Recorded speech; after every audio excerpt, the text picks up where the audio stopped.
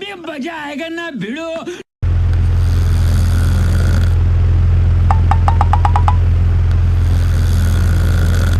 बुढी ए बुढी कहाँ गएछ यो बुढी?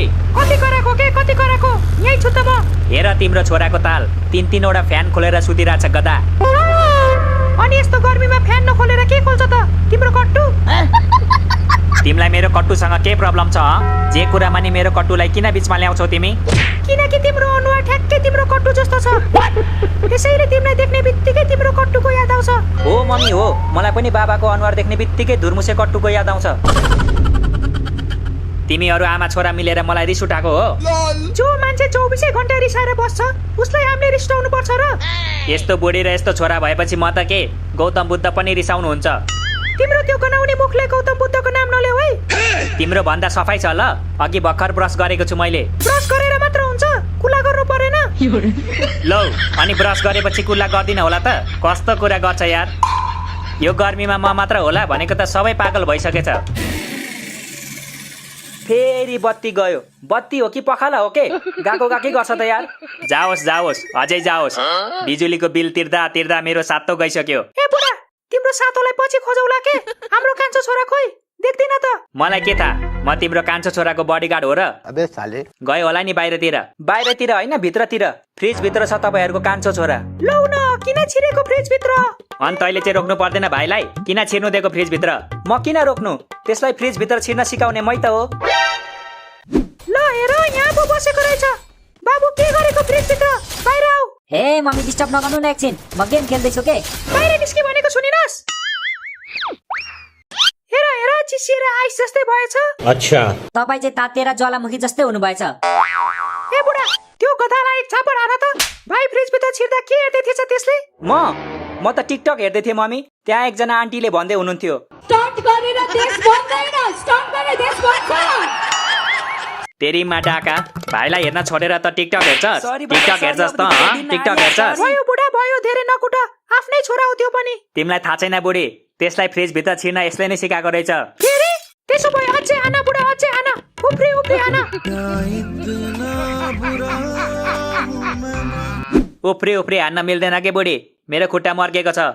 त्यसो भए सुती सुती आना न त। सुती सुती चाहिँ कसरी हान्नु नि? यसरी हान्नु, यसरी यसरी यसरी।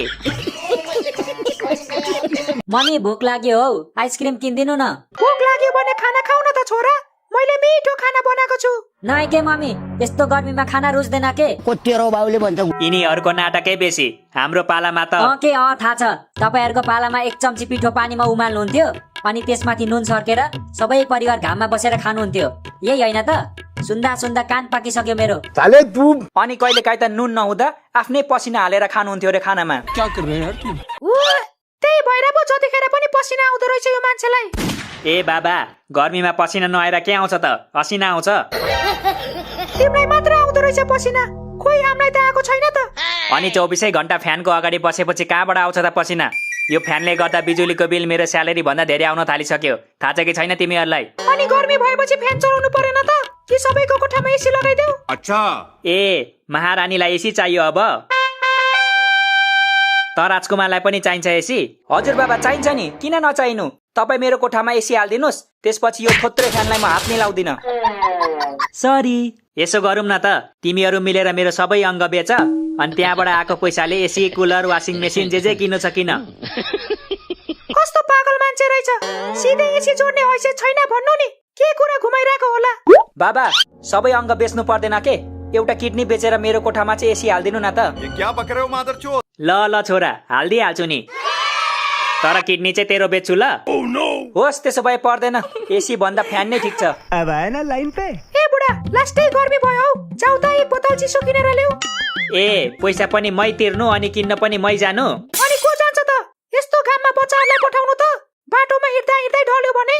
यस्तो घाममा त बच्चा मात्र होइन सबै ढल्छ नि बुढी। कि तिमीले मलाई ढाल्नै खोजेको? अनि तिमी त बाघसँग फाइट खेलेको मान्छे होइन, जाबो घामसँग डराउँछौ?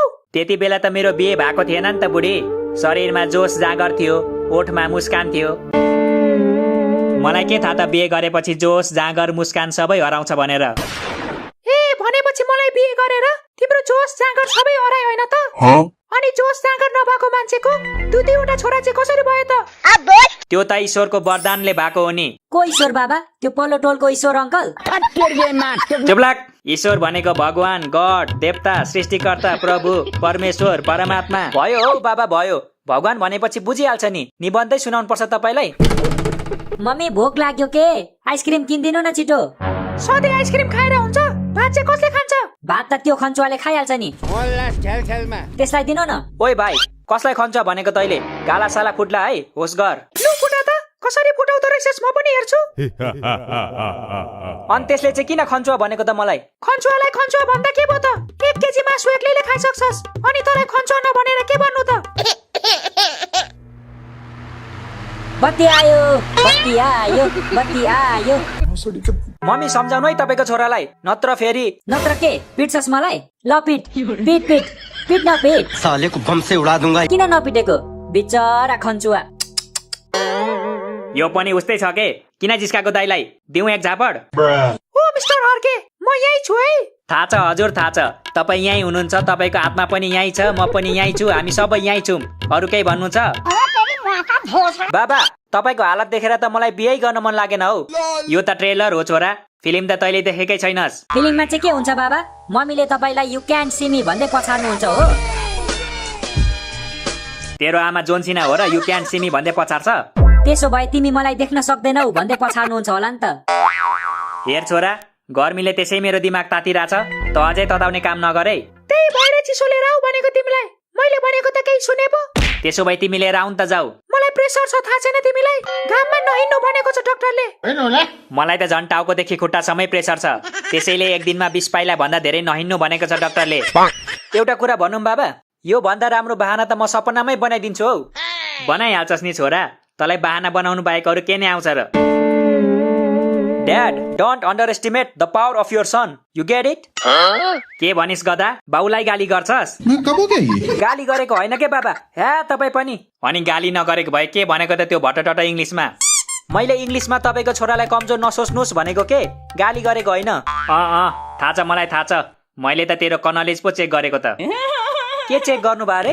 कनलेज क्या कनलेज? बोर्डिङ पढेर कनलेज भनेको थाहा छैन तँलाई? तेरो ज्ञान चेक गरेको मैले, ज्ञान।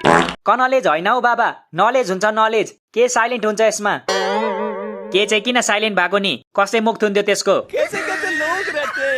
मलाई थाहा छ कसले थुनेको भनेर। के को मुख पक्कै एनले थुनेको हुनुपर्छ। कुछ भी केलाई आफूभन्दा अगाडि देखेर एनलाई ढाहा लागेको हुन सक्छ। क्या सोच है रे तेरी? वाह मम्मी वाह, क्या दिमाग छ तपाईँको।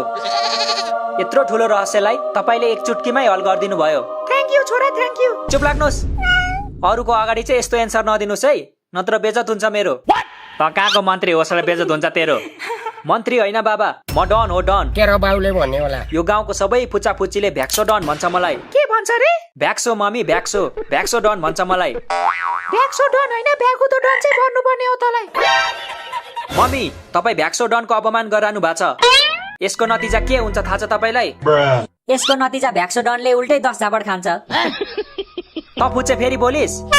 म हुँदा हुँदा तपाईँहरूले यसलाई चाहिँ किन जन्मनु भएको के? के बोले भाइ? किनकि त जन्मेकै दिन हामीलाई थाहा थियो त पछि गएर गुन्डा बन्छस् भनेर। जन्मेकै दिन चाहिँ कसरी थाहा हुन्छ हौ? म जन्मिँदै गन बोकेर जन्मेको थिएँ र? होइन छोरा, त जन्मिँदै गर्दा बिजुली चम्किरहेको थियो, गडाङगुडुङ गडाङगुडुङ।